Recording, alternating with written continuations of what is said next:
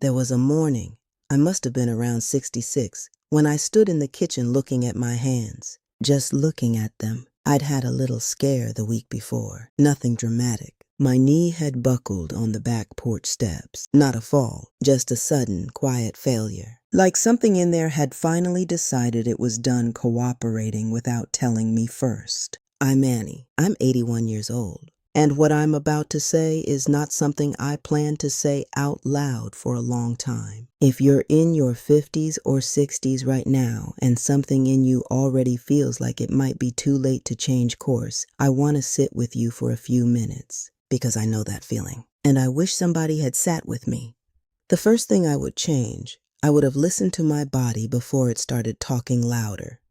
When I was in my 40s, my feet ached from the factory floor. In my 50s, my back started making itself known every morning. By my early 60s, my right knee had developed a kind of commentary, a low ache that followed me around like an opinion I hadn't asked for. And I kept telling myself the same thing. Everyone my age has this. It's normal. I'd watched my mother move through her days tired and efficient, never stopping long enough to ask if her body needed something different. She kept the house. She kept things moving, and I followed her in that. Duty first, body later. What I didn't understand then is that the body doesn't wait. It keeps a very accurate record. Every shift I worked through pain, every meal I skipped, every night I didn't sleep right, it logged all of it. And by the time I was in my late 60s, it started presenting the bill. I remember the doctor telling me once, in a very plain voice, that I'd let a few things go too long. She wasn't unkind about it, but she was direct. And I sat there feeling something I hadn't felt in years. Shame. Not because I'd been careless, because I'd been so determined to keep going that I'd confused endurance with health. If I were 65 again, I would walk every single day, not to lose weight, not because someone told me to, but because movement is the only medicine I've found that doesn't cost anything and gives back more than it takes. The body is the only house you'll ever truly live in. I wish I'd kept better care of mine before it needed repairs I couldn't undo. The second thing I would change, I would have sorted my people sooner. For most of my life, I measured connection by presence. If people were around, I wasn't alone. If the phone rang, I was still remembered. I kept relationships the way I kept things in closets, holding on to them long past their usefulness because letting go felt like loss. There was a woman I'd known for nearly 30 years. We got along fine on the surface. She called regularly. But I realized one afternoon, sitting in Denise's kitchen while she ran out to get Kayla from school, I realized I felt more at ease in that 20 minutes with a neighbor I'd known 3 years than I did after an hour on the phone with a friend of 3 decades. And that shook something loose in me, because ease isn't something you manufacture. You either feel it with a person or you don't. And I'd spent decades performing ease with people who didn't actually give me any. I'm not saying go and cut people off. That's not my way, and it's probably not yours either. But there's a quieter version of that. You stop initiating what doesn't return. You stop feeling guilty when a certain name doesn't make you light up. You allow some relationships to simply breathe out, like exhaling, and you don't rush to refill that space. What fills it is something better. Fewer people who actually see you. That matters more at 81 than any number I could have collected. The third thing I would change, I would have met Earl again. We were married for over 40 years, and somewhere around year 20, we stopped being a mystery to each other. We became a system. He did his part. I did mine. The house ran. The children were raised. Nobody left. And I told myself that was love. Functional, real, demonstrated in action love. What I didn't realize until much later is that a person can be in the same room as you every night of your life and still be largely unknown to you, and you to them. I didn't know, in the later years, what made Earl laugh quietly to himself at the kitchen table. I didn't know what he worried about when he couldn't sleep. I didn't ask. He didn't offer. And we'd both agreed, without ever saying so, that this was enough. When he passed, people told me I was strong. I didn't correct them. But sitting alone in that house afterward, the real silence of it, not just quiet, but empty in a way that's different, I understood that I had spent 40 years living alongside someone I had never fully reached toward. If I were 65 again, I would plan one evening a month, not a special occasion, just coffee, just sitting down without a task between us and asking, how are you really? Is there anything you're carrying that I don't know about? That question alone might have changed everything. The fourth thing I would change, I would have stopped rehearsing my children's lives. This one is hard to say because the impulse behind it was love. Pure, exhausting, unrelenting love. I worked double shifts for nearly 2 years once. This was when things got very tight and Earl wasn't well. And I never told the children how close we came to losing everything. I sold what I could quietly. I skipped meals and told myself I wasn't hungry. I kept the roof on and the lights on, and I laid awake at night doing arithmetic I didn't share with anyone. And I'm not sorry for that. Not exactly. But later, as they grew older, I kept doing a version of the same thing. Anticipating problems, smoothing edges, moving obstacles out of their path before they had to face them. I thought I was being useful. What I was actually doing, I think, was keeping myself necessary. Because a mother who has spent her whole life solving things doesn't know what she is when there's nothing left to solve.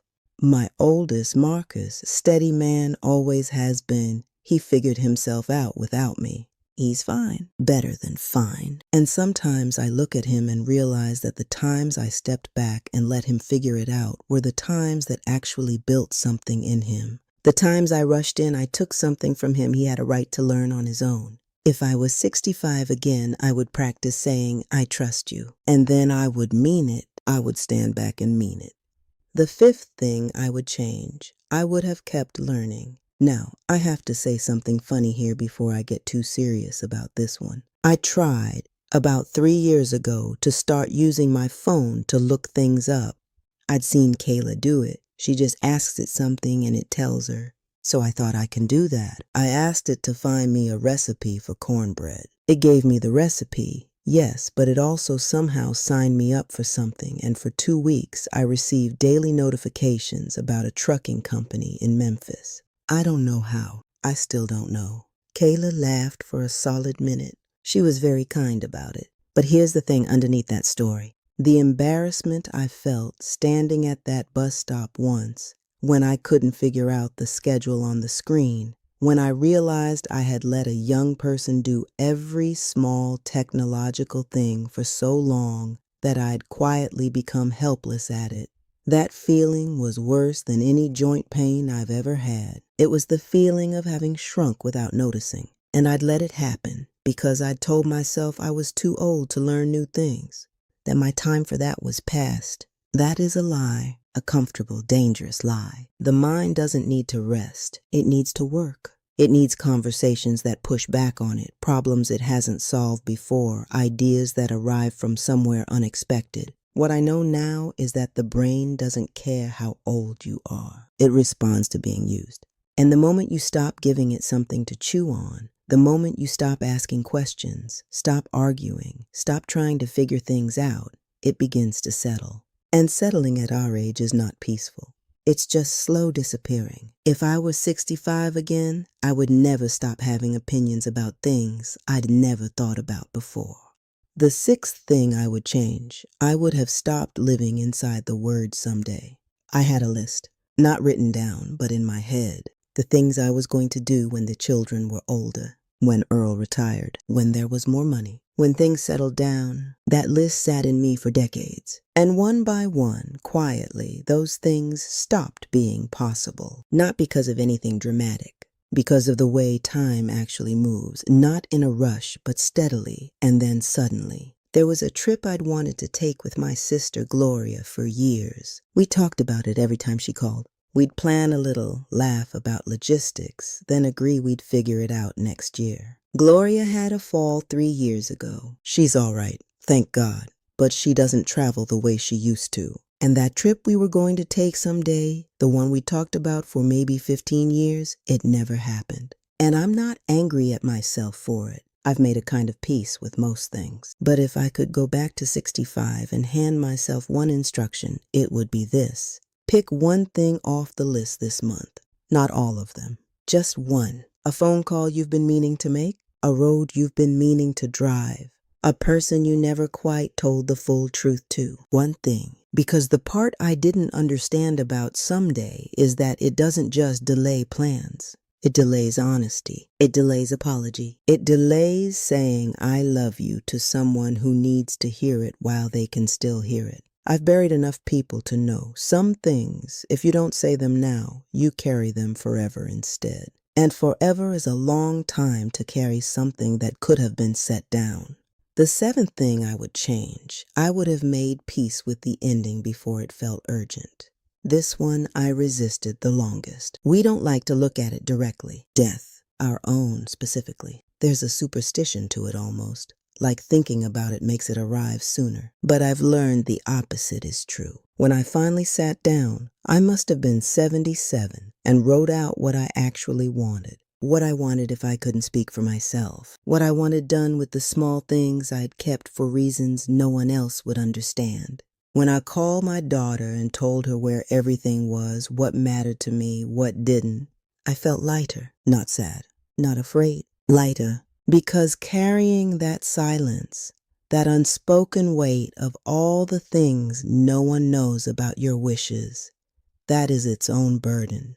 And when you set it down, you get back something you didn't know you were spending, present-day peace. The people I've seen age most gracefully were not the ones who refused to think about it. They were the ones who looked at it clearly, made their arrangements, and then went back to living. Because once you've done that work, every ordinary day becomes less something to get through and more something to be in. I understand now that thinking about death isn't morbid. It's one of the most loving things you can do for the people you'll leave behind, and strangely for yourself. I'm going to tell you something and I want you to sit with it rather than react to it. I have regrets, real ones. Not the small daily kind, but the kind that have weight, that you still feel at 81 in quiet rooms. Things I didn't say, things I said too late. Choices I made from fear and called them duty. And I also have this morning, this cup of tea. The sound of something outside, birds probably, or wind in the tree in the yard that's been there longer than I have. The way the light comes through the window at a certain hour in a way that I never fully noticed until I had the time to notice it. I would change 7 things, but I wouldn't trade the life. There's something in having lived it fully, even the hard parts, especially the hard parts, that I can't quite name. It's not wisdom exactly. It's more like recognition, the feeling of having been here, of having mattered to somebody, of having kept going when keeping going was the only honest thing left to do. You still have time, not infinite time. None of us has that. But the kind of time that is genuinely yours, to use well, to use honestly, to use with the people who make you feel like yourself, rather than a version of yourself you perform for others. That's not nothing. That's everything, actually. Thank you for sitting with me. If these words reach somewhere in you, I'd be glad to know it. Come back whenever you want a quiet place to think. Take care of yourself, whatever that means to you.